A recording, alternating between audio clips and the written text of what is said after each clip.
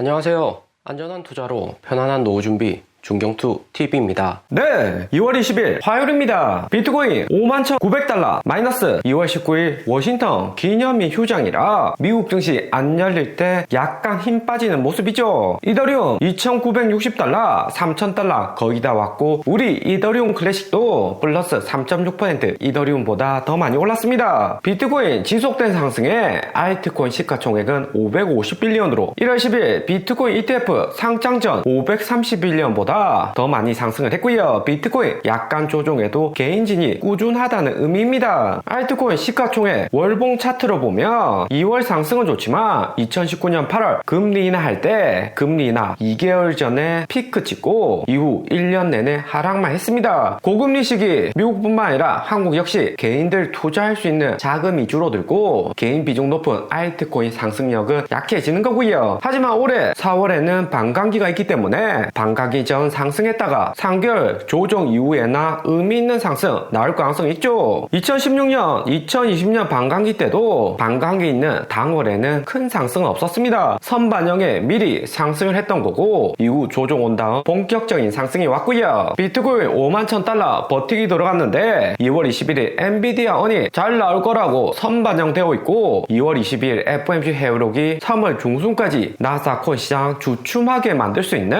요인으로 작용할 수가 있고요. 비트코인 조정이 시작된다면 거래소 세력들 FOMC 이후로 해서 대규모 롱포지션 쓸어버릴 가능성이 있죠. 4월 빅테크 1분기 어닝이 있기 때문에 거래소 롱포지션 청산 쉽지 않고 우선은 3월 전 대규모 청산으로 청산 수익 가져갈 수가 있습니다. 비트코인 고배율 롱포지션은 5만 달러에서 4만 9천 달러까지 형성이 되어 있고요. 혹시나 FOMC에서 금리 인하 연기한다는 이슈 나오면 5만 달러 여기는 롱포지션을 쓸어버리는 거죠. 하지만 5만 달러 아래는 청산시킬 만한 롱포지션 물량 거의 없고 현물 ETF로 자금도 계속 들어오니까 하락 범위는 크지 않을 듯 봅니다. 비트코인의 경우 약간 하락한다고 하더라도 홀딩해야 되고 만약 매도해버리면 이후에 더 비싼 가격으로 매수할 수가 있고요. 비트코인 새로운 호재 계속해서 나오고 있습니다. 1월 10일 블랙록 ETF 정확하게 맞췄던 블룸버그 분석가 에릭 발초나스는 블랙록에 이어서 ETF 규모 1등인 뱅가드에서 비트코인 ETF 출시할 수 있다고 트윗을 했고요. 정확하게는 블랙록 1분기 비트코인 ETF 수수료 수익이 급증을 해버리며 비트코인 ETF 신청조차 안 했던 뱅가드의 경영진은 사태 압박을 받을 수 있다는 이야기입니다. 블랙록하고 같이 10개 ETF 회사가 비트코인 ETF 상장을 했었는데 뱅가드는 비트코인 ETF 여전히 리스크가 있다고 신청조차 안 했었고요. ETF 업계에서도 뱅가드가 보수적인 이미지가 강했는데 비트코인 ETF 성공적으로 끝나고 나면 뱅가드 운영사 전체적인 이미지가 시대 흐름 못 쫓아간다, 구식이다 이런 퇴보된 의미로 해석될 수가 있습니다. 글로벌 ETF 운용자금 상위권을 보면 1위 S&P 스탠다드 포어스, 2위 아이셔스 블랙록, 3위부터 뱅가드, VTI, 4위도 뱅가드, 6위, 7위, 10위까지도 뱅가드 ETF가 차지하고 있습니다. 전체적인 ETF 운용자금 규모만 봐서는 스탠다드 포어스와 블랙록보다 더 많이 뱅가드 운영을 하고 있고요. 뱅가드 ETF 장점들은 블랙록이나 스탠다드 포어스보다 수수료가 기본적으로 저렴합니다. 박리담의 형식으로 해서 수수료 민감한 투자자들 니즈를 맞추었고요. S&P는 역사가 100년 이상이고 블랙록은 비트코인 ETF 최초 상장했던 것처럼 시대 흐름을 빨리 읽는 타입이죠. 그리고 2월 3주차 지난주 비트코인 47,000달러에서 52,000달러 급등할 때 기관들 크립토 매매 현황 발표가 되었습니다. 1월 10일 여기 ETF 승인될 때도 평소보다 자금 더 많이 들어왔다 이야기를 했는데 2월 3주차 때는 ETF 때 2배 이상 되는 자금이 들어왔습니다. 여기 차트만 봐도 엄청난 자금이 들어온 거죠. ETF 상장되고 그레이스케일 매도로 약간 하락 온 듯 하다가 3주 연속 신고점을 갱신하고 있습니다. 이렇게 나스닥으로 자금이 쏟아져 들어오니까 비트코인 52,000달러까지 끌어올리는 거고요. 미국 나스닥 자금력이 얼마나 대단한지 알 수 있고 ETF 상장된 지 지 겨우 한 달 정도 지났습니다. 이런 자금이 계속 들어올 수 있고 나스닥은 가격 오를수록 더 많이 매수를 하고요. ETF 승인 전에는 여기 있는 구간이 코인 거래소 1등, 2등, 3등까지 다 합친 기관들 매수량이었다며 ETF 이후에는 완전히 신세계가 열렸다. 거대 자금이 대량으로 들어온다 볼 수 있죠. 그리고 지난주 기관들 매매 현황 보면 비트코인 2400밀리언, 전체 알트코인 다 합친 것보다 가장 많이 비트코인 매수를 했습니다.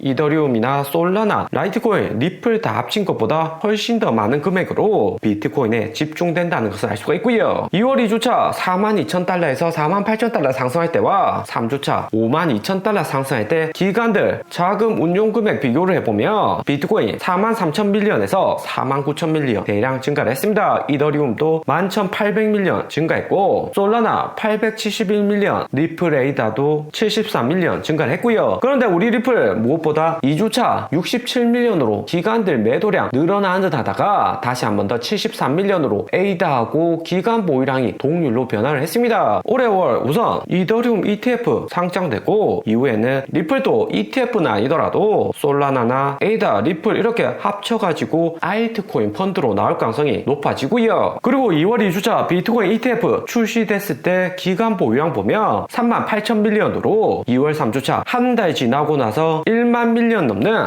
대규모 기관 자금이 ETF로 들어온 것을 알 수가 있습니다. 그리고 토탈 알트코인 다 합친 금액을 봐도 13,000밀리언 대량의 기관 자금이 진입되었다는 점 알 수가 있고요. 그리고 국내 코인 가상자산 시장도 급변하고 있습니다. 젠그레 파운데이션 위크에서 미래에셋 전문가 나와서 발언을 했고요. 일반 펀드가 다이너마이트라며 비트코인 현물 ETF는 핵폭탄이다. 비트코인 현물 ETF는 금 ETF가 20년 동안 만들어진 운용자산의 거진 절반을 한 달 30일 동안 만들었다 이야기를 했습니다. 국내에서는 비트코인보다 알트코인 거래가 90%로 알트코인이 압도적으로 거래가 되고요. 하지만 블랙록 ETF 승인으로 국내 미국 주식 투자자들도 비트코인 ETF에 관심이 급증하고 있습니다. 국내 미국 주식 투자자들도 장기 투자하고 거래 금액 크기 때문에 2021년 도지코인 일론 머스크 붐 났을 때는 하루 만에 3조 이상 업비트 거래량이 급증하기도 했었고요. 국내에서도 블랙록 ETF 승인되어야 된다 논의가 지속되고 있습니다. 하지만 블랙록 ETF로 자금 들어오는 것은 단기에 비트코인 가격 상승이나 알트코인 거래량 증가에 긍정적이지만 기존의 코인 거래소 수익은 장기적으로 감소할 수밖에 없고요. 미래에셋, 삼성증권, 키움같이 국내 대형 증권사는 비트코인 ETF 거래가 가능하게 되면 수익 상승에는 긍정적입니다. 당장에 업비트, 빗성, 코인 업계가 자기 밥그릇 지키려고 블랙록 ETF 막고는 있는데 미국 SEC가 승인한 블랙록 ETF를 한국 금감원도 언제까지만 막고 있을 수만은 없죠. 블랙록 ETF 국내 승인되면 업비트보다도 비트코인 거래량이 메인인 빗썸이 현물 ETF 승인에 정말로 핵폭탄 맞을 수가 있습니다. ETF 영향으로 수익 급감한 국내 거래소들도 FTX처럼 파산 날 수가 있는 거죠. 코인 거래소 파산된다면 회사 파산으로 그치지 않고 고객들도 코인 동결되면서 FTX나 마운트 곡스처럼 코인 못 돌려받을 가능성이 매우 높습니다. 그리고 한국 4월 총선 전인데 코인 관련 정책을 새롭게 제시하고 있고요. 코인 과세 유예를 2년 추가한다는 공약이고 비트코인 현물 ETF도 국내 허용할 것이라고 합니다. 윤석열 정부 시작 단계부터 코인 업계 로비 활발했고 이미 과세 유예를 했었고요. 기존에 있는 과세 유예에 추가로 2년을 더 한다는 건데 코인 시장에게는 매우 호재 뉴스이기도 합니다. 비트코인, 알트코인 가격은 최근 상승했지만 국내외 거래소들은 거래량이 급감하는 추세이고요. 한국 거래소들은 선물 마진 거래가 안 되기 때문에 온리 알트코인 수수료 수익으로 살아남아야 됩니다. 2년 과세 유예를 해줘야지 그나마 거래량 다시 올라가고 업비트, 빗썸 거래소도 2년 동안 새로운 수익 창출 루트를 찾을 수가 있는 거고요. 블랙록 현물 ETF 과세는 미국 주식하고 같이 수익 나면 250만원 공제에 22% 세금을 추가적으로 내야 됩니다. 오늘의 영상은 여기까지입니다. 좀 더 디테일한 투자 정보가 필요하신 분들은 커뮤니티로도 자료가 공유되니까 멤버십 가입과 구독 부탁드립니다. 감사합니다.